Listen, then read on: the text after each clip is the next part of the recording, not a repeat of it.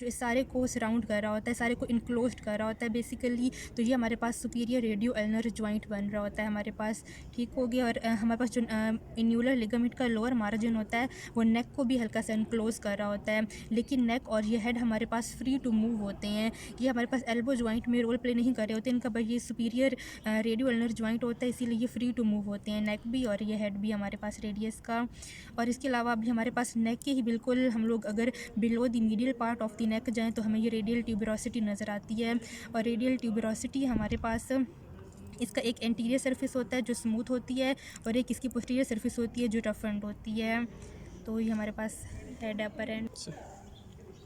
अब हमने अपर एंड देख लिया था, अब हम इसकी शेफ्ट पर आते हैं। तो शेफ्ट की 3 बॉर्डर्स हैं और इसकी 3 सरफेसेस होती हैं। एंटीरियर बॉर्डर है तो हम देखते हैं कहाँ से होता है। सबसे पहले हमारे पास जो रेडियल ट्यूबरोसिटी का एंटीरियर मार्जिन होता है ये उससे स्टार्ट हो रहा होता है, ये एक्सटेंड कर रहा होता है उससे, मतलब सुपीरियरली उसके साथ ये अटैच्ड हो रहा होता है। अगर हम इसको ट्रेस करें सुपीरियरली तो यानी कि रेडियल ट्यूबरोसिटी का ये एंटीरियर मार्जिन से ये हमारे पास स्टार्ट होता है और देन ये हमारे पास टाइलॉइड प्रोसेस तक जा रहा होता है।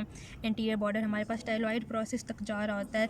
और ये अगर हम अपर हाफ में देखें तो ये हमारे पास ऑब्लिक होता है, जबकि ये लोअर हाफ में जाकर बिल्कुल वर्टिकल हो जाता है। इसीलिए जो लोअर हाफ में इसको बिल्कुल क्रस्ट लाइक हो जाता है, अपर हाफ में ये ऑब्लिक होता है, इसलिए हम इसको एंटीरियर ऑब्लिक लाइन भी बोलते हैं, ठीक हो गया। और इसके अलावा जो हमारे पास इसका पोस्टीरियर बॉर्डर होता है वो बिल्कुल इसका मिरर इमेज होता है। मिरर इमेज का मतलब ये है कि बिल्कुल अगर ये यूं जा रहा है इस शेप में तो ये बिल्कुल इसके पोस्टीरियरली हमारे पास यूं जा रहा होगा, इसका बिल्कुल मिरर इमेज होता है।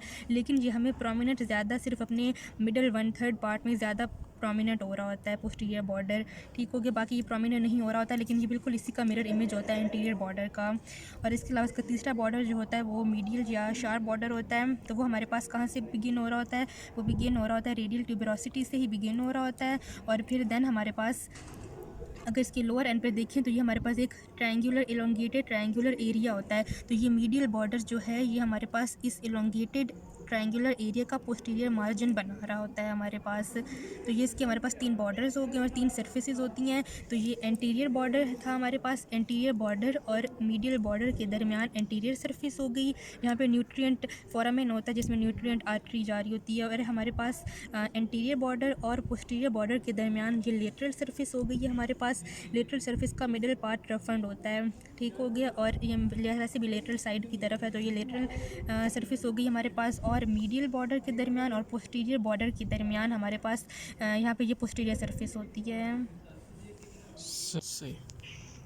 अब हम इसके लोअर एंड पर आ गए हैं। तो लोअर एंड जैसे मैंने पहले कहा था ये वाइड डेस्क पार्ट होता है या फिर ये एक्सपेंडेड पार्ट होता है पूरी बोन में। और इसके हमारे पास 5 सरफेसेस होती हैं। ये इसकी एंटीरियर सरफेस हो गई है, ये इसकी पोस्टीरियर सरफेस हो गई है, ये इसकी मीडियल सरफेस है, ये इसकी लेटरल सरफेस है जो ज़्यादा लेटरल सरफेस ज़्यादा हमारे पास प्रोलॉन्ग्ड होती है डाउनवर्ड्स। और ये इसकी इन्फीरियर सरफेस हो गई है। अब अगर सबसे पहले हम लोग इसकी एंटीरियर सरफेस पर आएँ तो ये हमारे पास थिक प्रोमिनेंट रिज होता है इसमें हमारे पास। और यहाँ पर हम रेडियल आर्टरी को पैल्पेट कर सकते हैं अगेंस्ट दिस एरिया या दिस सरफेस, ठीक हो गया। और इसकी जो हमारे पास पोस्टीरियर सरफेस की बात करें तो पोस्टीरियर सरफेस में सबसे प्रोमिनेंट चीज़ ये हमारे पास एक ट्यूबरकल होता है, डॉर्सल ट्यूबरकल ऑफ लिस्टर इसको बोलते हैं, ये होता है। और इसके अलावा हमारे पास 4 ग्रूव्स होते हैं जिनमें हमारे पास 4 एक्सटेंसर टेंडन्स जा रहे होते हैं। ये एक ग्रूव हो गया हमारे पास, ये हमारे पास दूसरा ग्रूव है, ये तीसरा ग्रूव है और ये 4th ग्रूव हो गया हमारे पास, ठीक हो गया। और इसके अलावा ये हमारे पास पोस्टीरियर सरफेस हो गई है। अब हम लोग इसकी मीडियल सरफेस की बात करें तो इसकी मीडियल सरफेस में हमारे पास ये अल्नर नॉच है हमारे पास। देखिए रेडियस बोन है लेकिन इसमें नॉच जो होगी वो हमारे पास अल्नर नॉच होगी।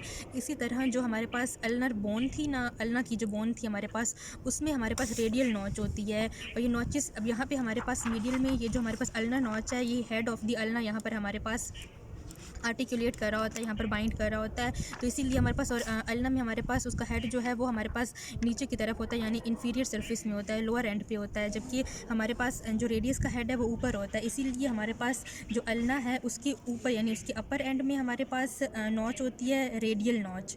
और इसके हमारे पास लोअर एंड में हमारे पास अल्नर नॉच होती है अल्ना के हेड के, लेकिन अल्ना का हेड होता है लोअर एंड पर है, ठीक हो गया। और इसकी जो हमारे पास लेटरल सरफेस होती है वो मैंने पहले कहा था ज़्यादा प्रोलॉन्ग्ड होती है डाउनवर्ड्स। तो ये स्टाइलॉइड प्रोसेस बन रहा होता है। अब अगर इसकी इन्फीरियर सरफेस पर आ जाएँ तो इसकी इन्फीरियर सरफेस को हम लोग 2 पार्ट्स में डिवाइड करते हैं। ये बेसिकली हमारे पास आर्टिकुलर होती है, ये सरफेस हमारे पास आर्टिकुलर होती है। ये हमारे पास आगे रिस्ट जॉइंट में हमारे पास रोल प्ले कर रही होती है, रिस्ट जॉइंट में बना रही होती है। और इसमें हमारे पास हम इसको 2 पार्ट्स में डिवाइड करते हैं। एक जो इसका हमारे पास लेटरल पार्ट होता है हमारे पास इन्फीरियर सरफेस का, वहाँ पे स्किफॉइड बोन होती है। ये लेटरल पार्ट ट्रायंगुलर पार्ट होता है। तो यहाँ पर स्किफॉइड बोन आर्टिकुलेट कर रही होती है बेसिकली। और ये जो इसका हमारे पास मिडिल पार्ट होता है वो हमारे पास क्वाड्रेंगुलर होता है। तो यहाँ पर हमारे पास ल्यूनेट बोन जो होती है ना, ये कार्पल बोन्स के नाम है, स्किफॉइड भी और ल्यूनेट भी। ये दोनों बोन्स पे यहाँ पे ल्यूनेट बोन्स आर्टिकुलेट कर रही होती है और यही आर्टिकुलेशन देकर हमारे पास रिस्ट जॉइंट बन रहा होता है। तो ये जो है